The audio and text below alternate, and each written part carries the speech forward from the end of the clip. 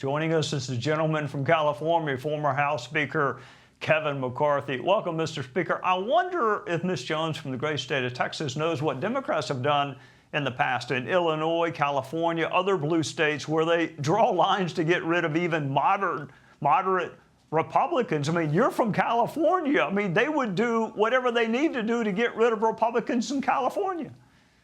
You're right, Trey. And had she studied this issue at all, she would have gone to Illinois not to join this Pritzker governor, but to protest him. Whereas President Trump gets 44% of the vote in Illinois, but the Democrats make up more than 83% of all the seats. Because under Pritzker, he gerrymandered and split all the Republican seats to take the core value just for the Democrats. And what you really have to get to the core of this argument, think of the three major governors who are complaining: California, Illinois, and New York. Now let's look at their history. They're all Democrat governors who dream of running for president and are trying to appease the Democratic extreme base. Here you go with New York. Democrats are complaining that you can't draw lines mid-term, meaning outside of when the census has gone. Do you know New York actually did this last term, in between? The Democrats championed it. Hakeem Jeffries, he made the argument. He said it was because we wanted to win the House. But I didn't see the Republicans in New York running away. Pritzker in Illinois gerrymandered it where he took more than half of any ability for Republicans to have. Now, California, Gavin Newsom has the most hypocrisy of them all. Because, Trey, you're a man of the law.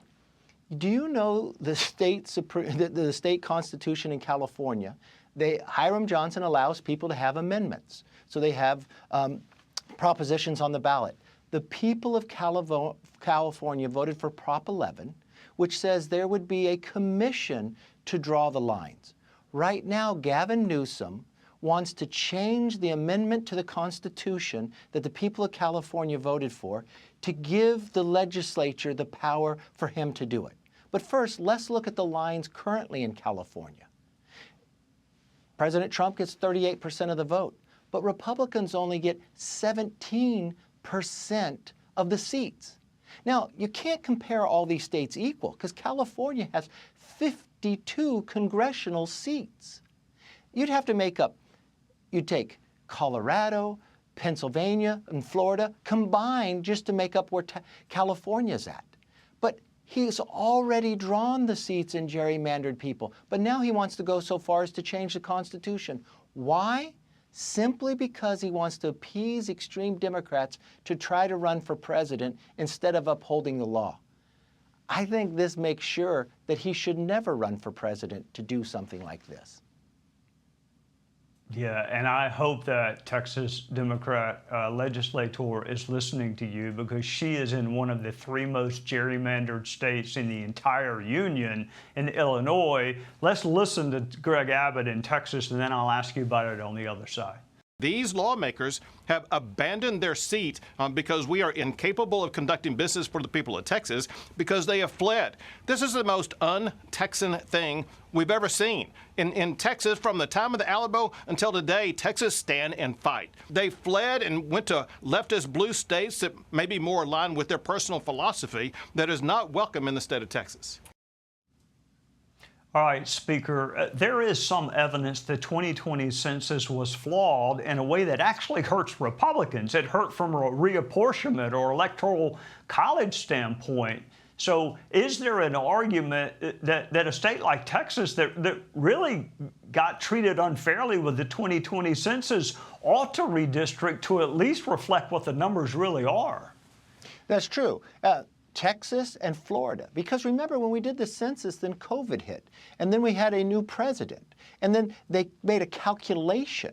Remember the Supreme Court case, trees don't vote, people vote. That's where you get reapportionment, because you've got to make them almost equal as close as you can as you go through. It's disproportionately, Democrats actually have more seats than they should in these races. But if you look at Texas, say Texas is able to achieve what they're going about to do, President Trump gets 56% of the vote. It would only end up with Republicans still less, a lower percent with Republican seats in Texas than currently in California and Illinois. And these are the states they're running to. Governor Abbott has a very good argument there. When you think of Texas, people stay and fight. I would think any legislature would stay in and have that fight and make that argument. You don't run away. What type of example is this for our children? This is an idea that if they're upholding their Constitution, the legislature gets to draw it. But here you go in California, the people voted to actually put it into the Constitution that it takes away from the power of the legislature to a commission. And Gavin Newsom wants to change that when he already holds 83% of the seats, where Republicans only have 17%, but they get 38% of the vote. That is already a problem. People should be running to California to make sure California gets more Republican seats. Well, in the meantime, we got to get you out of California because you're paying really high state income taxes there. We got to get you to South Carolina or somewhere in the South. You're in a new income bracket now. We got to get you out of California. You can keep Gavin Newsom, but we need Kevin McCarthy. Mr. Speaker, thank you for joining us on a Sunday night and for telling us the numbers, because I think when you hear what percentage of vote President Trump got juxtaposed with the number of reps in that state is pretty stark. So I did not peg you for a math guy, but thank you for sharing the math with us. Thank you, Trey. Hey, Sean Hannity here. Hey, click here to subscribe to Fox News YouTube page and catch our hottest interviews and most compelling analysis. You will not get it anywhere else.